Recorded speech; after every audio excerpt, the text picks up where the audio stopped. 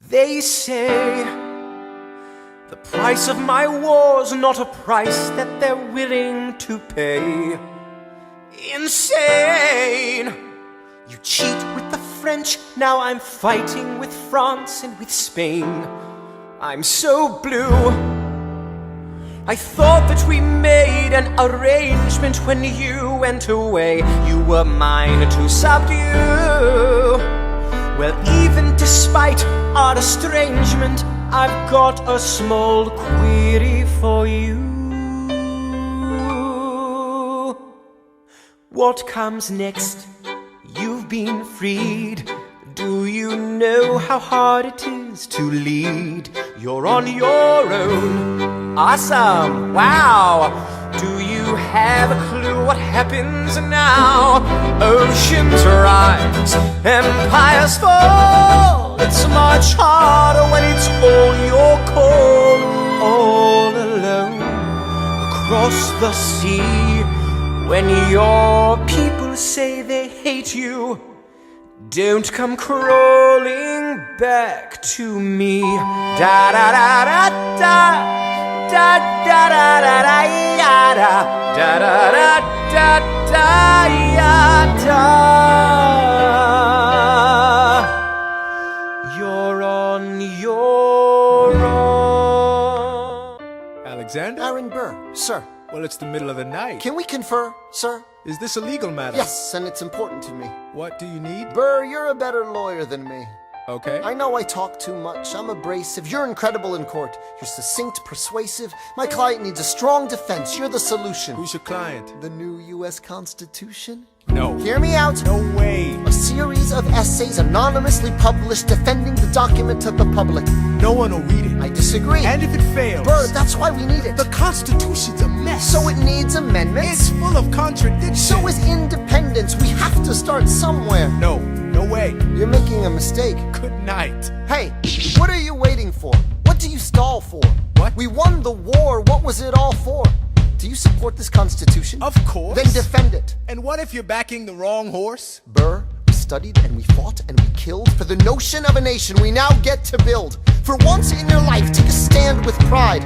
I don't understand how you stand to the side. I'll keep all my plans close to my chest. I'll wait here and see which way the wind will blow. I'm taking my time watching the afterbirth of a nation, watching the tension grow. I am sailing off to London. I am accompanied by someone who always pays. I have found a wealthy husband who will keep me in comfort for all my days. He is not a lot of fun, but there's no one who can match you for turn of phrase. My Alexander, don't forget to ride.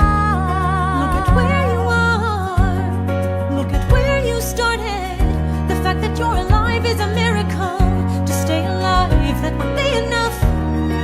And if your wife could share a fraction of your time, if I could grant you peace of mind, would that be enough? Alexander joins forces with James Madison and John Jay to write a series of essays defending the new United States Constitution entitled the Federalist Papers. The plan was to write a total of 25 essays, the work divided evenly among the three men. In the end, they wrote 85 essays in the span of 6 months. John Jay got sick after writing 5. James Madison wrote 29. Hamilton wrote the other 51. How do you write like you're running out of time? Write day and night like you're running out of time. Every day you fight like you're running out of time. Like you're running out of time. Are you running out of time? How do you write like tomorrow won't arrive? How do you write like you need it to survive? How do you write every second you're alive? Every second you're alive. Every second you're alive. They're asking me to lead. I'm doing the best I can to get the people that I need. I'm asking you to be my right hand, Treasury man. Or state. I know it's a lot to ask. Treasury or state. To leave behind the world, you know. Sir, do you want me to run the Treasury or State Department? Treasury. Let's go. God Gotcha! You thought I was just gonna place on Hamilton and leave the classroom. Nope! Honestly, I'd kinda love to, though. However, this wonderful musical is relatively close to the start of our lesson. It all takes place in 1791. Now, without further ado, let's get started. The government that Washington would lead was completely new. No other country had a working republic to serve as an example for Washington and the other leaders. They had to find out on their own how to make the new government work. Washington began to build an administration that could help him meet the problems to come. His first challenge was to set up a cabinet, a group of advisors, to help him with his responsibilities. Although the Constitution provides for executive departments to give advice, it says nothing about how to select the leaders of these departments or how to organize them. Washington benefited from the counsel of James Madison, his unofficial administrative assistant. Washington established 4 departments and placed men he trusted at their heads. 2 men in this particular cabinet played vital roles in shaping America as we know it today. Our first founding father, who you may or may not know, depending on whether or not you've been my classmate for the past 3 months, went by the name Alexander Hamilton. Alexander was what was called a Federalist. Federalists believed in a limited but strong government. He wanted America to be a big industrial country with a huge, diverse economy. On the very same staff was a man named Thomas Jefferson. Y'all can unstand from this point forward. Tommy Boy here was Federalistant. He wanted the states to have more power than the federal government. These 2 men together had to make decisions that would change the entire country and their future. One of the most urgent effects on our newborn country was the economy. Members of the cabinet were receiving less than minimum wage, and the government was struggling to pay this alongside their warrants. This is where our boy Alexander Hamilton steps in. He picked up his quill and designed our financial system to help pay off the nation's debts and obligations. The first step to help the government rise up was to impose and collect excise taxes on whiskey and imported goods to obtain revenue. Many people were very upset about this because whiskey was not just something to get you drunk on Saturday night. Whiskey was used as a cleaner, whiskey was used as a disinfectant, it was used as medicine, it was used as, you name it. It had all sorts of uses and every household needed it, to the point where it was used as a form of money because we didn't have dollar bills, and if we did, there was no gold to back it, so they were worthless. The government had to repay Americans who had purchased bonds to finance the war. The Continental Congress had not been able to pay this debt, and most of the bond owners doubted that they would ever be repaid. However, news of possible repayment by the new government leaked to speculators, who began to purchase all the bonds they could. Because some of the bond owners thought that the bonds were worthless, they sold their bonds to the speculators for a fraction of their value. When the funding bill of 1790 passed, it arranged for the government to pay the bonds' printed value plus interest. Those who had sold their bonds for small sums were very angry. Nonetheless, the act helped the government stand by its promises. Third, Hamilton wanted the government to take over the responsibility of paying the state's debts. He hoped that the payment would increase the loyalty to the national government. The idea resulted in the Assumption Act of 1790. Fourth, Hamilton wanted to establish a national bank. The bank could hold tax revenue in one place, and the nation's financial dealings could be handled through the bank. The major share of the bank would be owned by private citizens. The federal government would only retain a 20% interest. Thus, the bank would be a largely private business. Congress set up the Bank of the United States in 1791. Several of Hamilton's ideas brought widespread disagreement. In particular, there was opposition to the assumption of state debts and federal involvement in banking. A group that was opposed to both ideas emerged under Jefferson's leadership. Jefferson, and many other Southerners, opposed assumption because the Southern states had already paid off most of their debts. These states did not want to help pay the debts of the northern states, and Jefferson imposed the national bank because it helped northern industries, but not southern agriculture. Hamilton's plan was put in place, but only after a compromise. In return for Jefferson's and the South's support of debt assumption, the federal capital would move to the South. Maryland and Virginia gave land along the Potomac River for a federal district that would be named after Columbus and George Washington. The new capital of Columbia was built on the land from Maryland. Despite the criticisms, Hamilton's plan worked, and the nation's credit and name improved.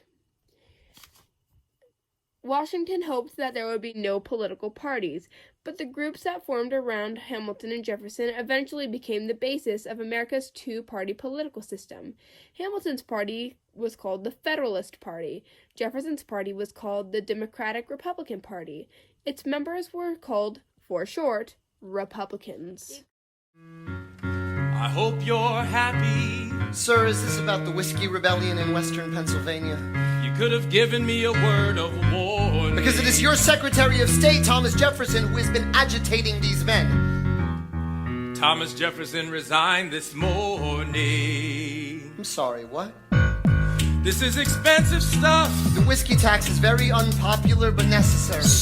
Haven't you talked enough? I hate to think about what Jefferson will do when he's no longer in this cabinet. Why? Imagine the damage he'll inflict agitating from the outside. In western Pennsylvania during the summer of 1794, angry farmers attacked a federal marshal who tried to arrest a whiskey distiller for not paying the tax. The mob also burned the home of a tax inspector and tarred and feathered other officials. President Washington wanted Pennsylvania to handle the problem, but the state's governor refused. Washington offered the rebels a group party to abide by the law, but guess what? They refused his offer. The president then called about 13,000 military men out as federal force. He commanded the rebels to disperse by September 1st, otherwise the militia would move in. Washington moved forcefully. He told the troops to combat and subdue all who were found in the arms in opposition to the national will and authority. To increase the image of strong federal power and to show his willingness to deal decisively with the rebellion, Washington himself led the front units of the troops for some miles. When the rest of the troops arrived at the scene, they arrested a few of the rebels. The troops condemned 2 rebels to death, but Washington later pardoned them. Washington's response to this whiskey rebellion proved his commitment to the rule of law.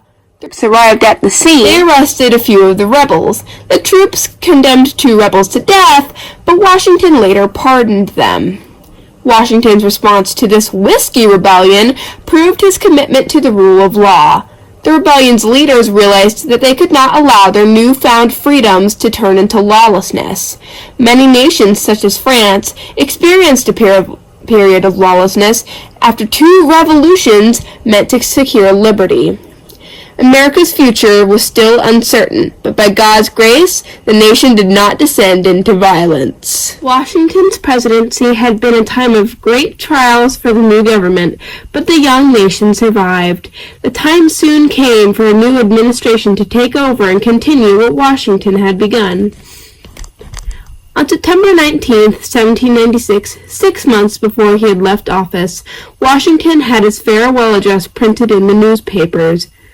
Although some people thought that he should run again, he said that 2 4-year terms were enough. This decision showed that Washington did not grasp for power, unlike revolutionary leaders in other nations.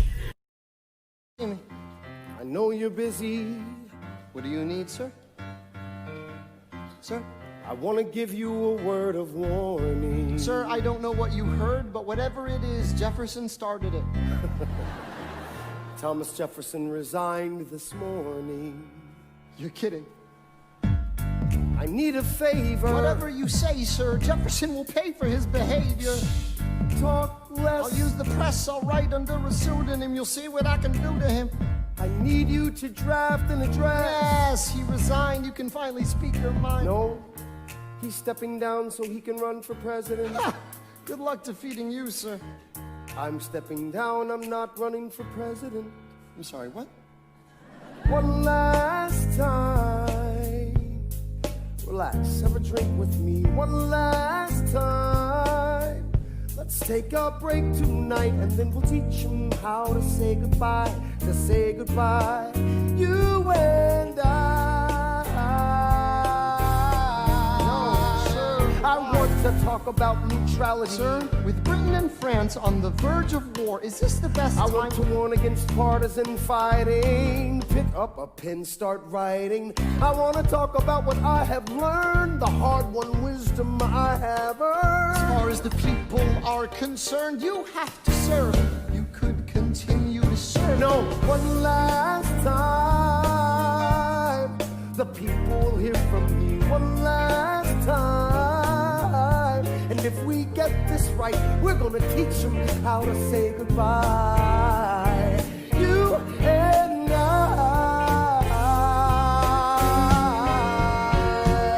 Mr. President, they will say you're weak. No, they will see we're strong.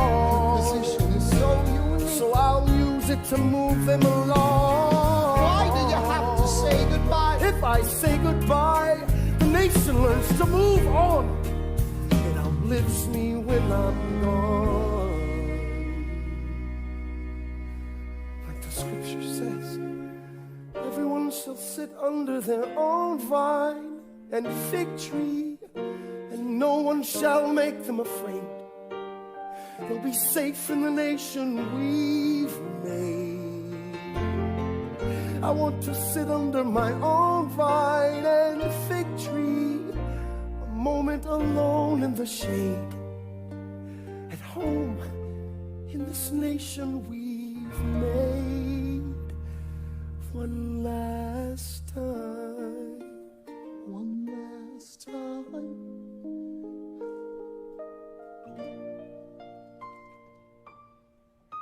Though in reviewing the incidents of my administration, I am unconscious of intentional error, I am nevertheless too sensible of my defects not to think it probable that I may have committed many errors. I shall also carry with me the hope that my country will view them with indulgence, and that after 45 years of my life dedicated to its service with an upright zeal, the faults of incompetent abilities will be consigned to oblivion, as I myself must soon be to the mansions of rest. I anticipate with pleasing expectation that retreat in which I promised myself to realize the sweet enjoyment of partaking in the midst of my fellow citizens, the benign influence of good laws under a free government, the ever-favorite object of my heart, and the happy reward, as I trust, of our mutual cares, labors, and dangers. One last time. George Washington's going home. Teach them how to say goodbye. George Washington's going You and I.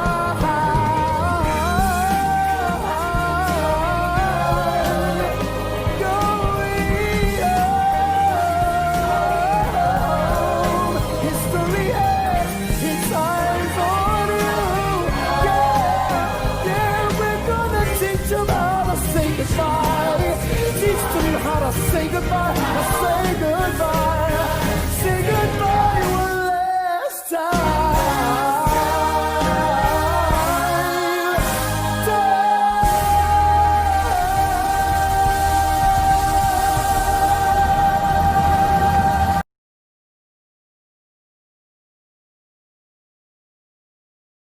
They say George Washington's yielding his power and stepping away. Is that true? I wasn't aware that was something a person could do. I'm perplexed. Are they going to keep on replacing whoever's in charge? If so, who's next? There's nobody else in their country who looms quite as large. What? John Adams.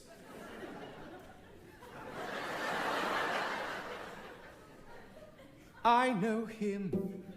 That can't be. That's that little guy who spoke to me all those years ago. What was it, 85? That poor man, they're going to eat him alive. Oceans rise, empires fall. Next to Washington, they all look small. All alone, watch them run. They will tear each other into pieces. Jesus Christ, it will be fun. Da da da da da. Da da da da da ya da da da da da ya da. President John Adams, good luck.